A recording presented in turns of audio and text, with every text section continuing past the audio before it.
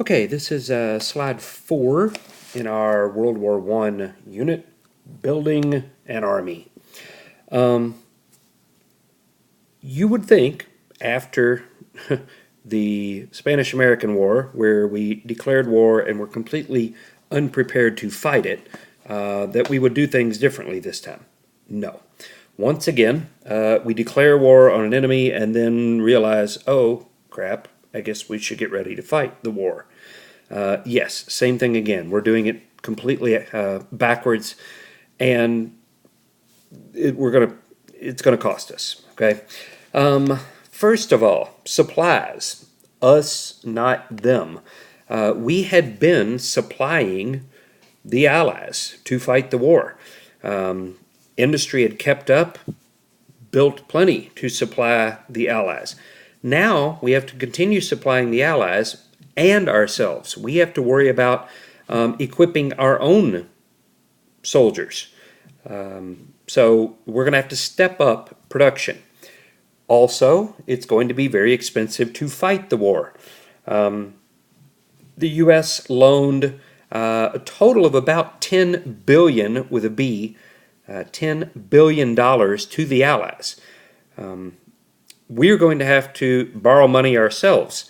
Wealthy industrialists in the United States, bankers loaned money to the government to pay our soldiers, to equip our soldiers. Very expensive to fight a war. So not only are we supplying and loaning money to the Allies, we're going to have to supply ourselves and borrow money ourselves. We're also going to need an army.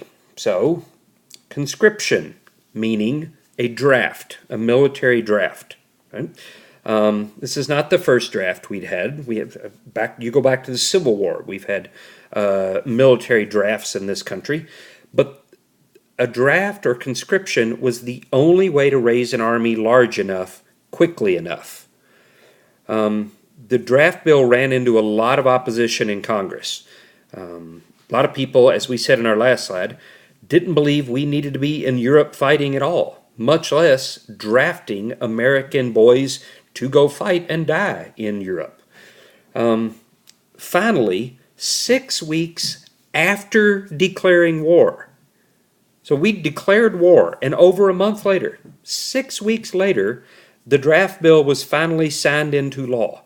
So again, we do things completely backwards here. The bill here, well, sorry, I forgot to highlight opposition, as we just said. Took a long time to get this approved, all right? The rules for the draft, okay?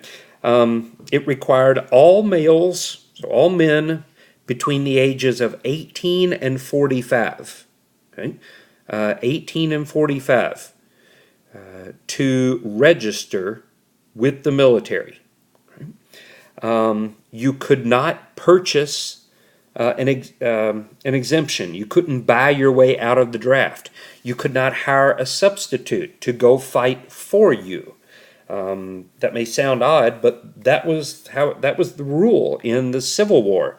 If you had enough money, you could buy your way out of the draft, basically. That will not be allowed during this war. If your number comes up, you have to go serve. Now, there are some exemptions. Right? Ship builders. We needed a navy. We needed merchant ships. The biggest problem we're going to have is getting from here to there. Crossing the Atlantic was very dangerous with German submarines prowling around everywhere. So if you were a shipbuilder, you worked in the shipbuilding industry, you were exempt. You could not be drafted. Okay? Now, we also had the problem or the issue, whatever you want to call it, of conscientious objectors. Conscientious objectors. They object to the draft based on their conscience, and particularly their religious conscience. Okay? There was an argument that some religions did not believe in violence. They did not believe in fighting. Two of them in particular, Quakers and Mennonites. Quakers and Mennonites were exempt from the draft. Okay? So, does that mean that if you're a Quaker or a Mennonite, you don't have to go fight? Yes, that's exactly what that means, because it's in violation of your constitutional rights. They cannot force you to do something that contradicts your religion. Okay? Now, that does not mean that you can get your draft notice on, Wednesday and go join the local Quaker church on Thursday. No, that's not how it works. You had to be able to prove through church records that you were already and had long been a Quaker or a Mennonite. I think it was at least 5 years. So church records had to prove that you already belonged to that religion. And if you did, you could not be forced to serve. You were welcome to sign up if you wanted to, but you could not be forced to serve. So those who refuse to fight based on religious reasons are called conscientious objectors, and they were exempt from the draft. Okay? Women in the war. This is the first time that we see women admitted to the armed forces.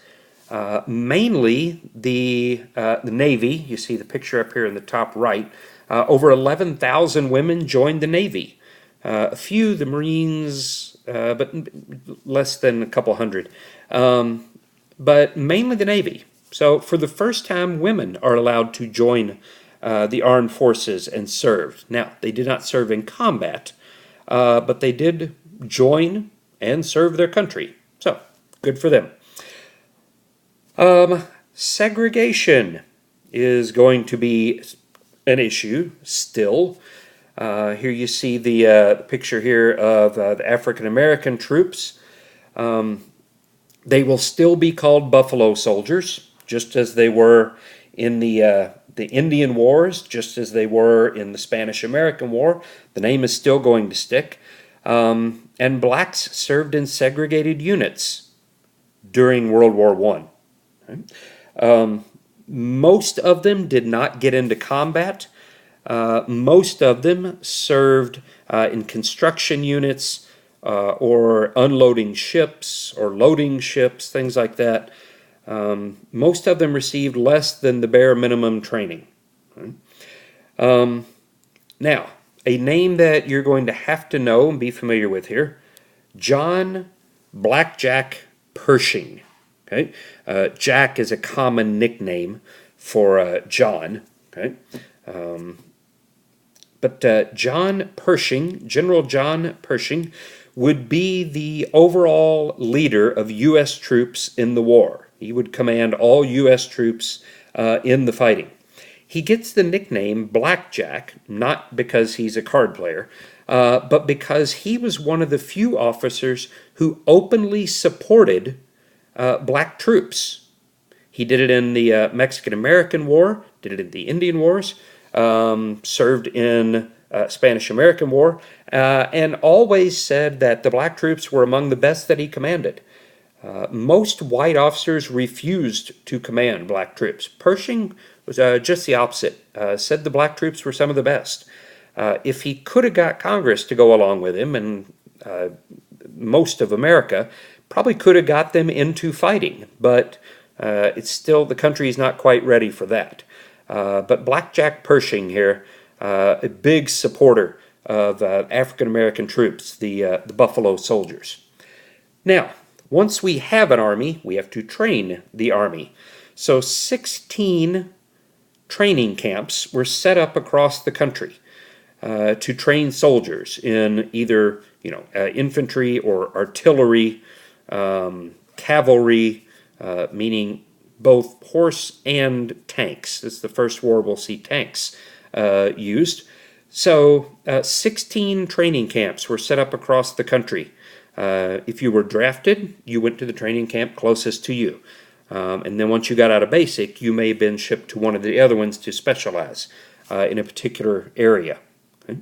But no real effective fighting force reached Europe until April of 1918. Okay? April 1918. Now, consider that it wasn't until April 1917 that we actually declared war. So we declare war in April 1917. It takes us a year, April 1918, before we actually get to Europe to do any fighting. And then once we get to Europe, to France, we have a whole other set of problems here. Okay? French problems.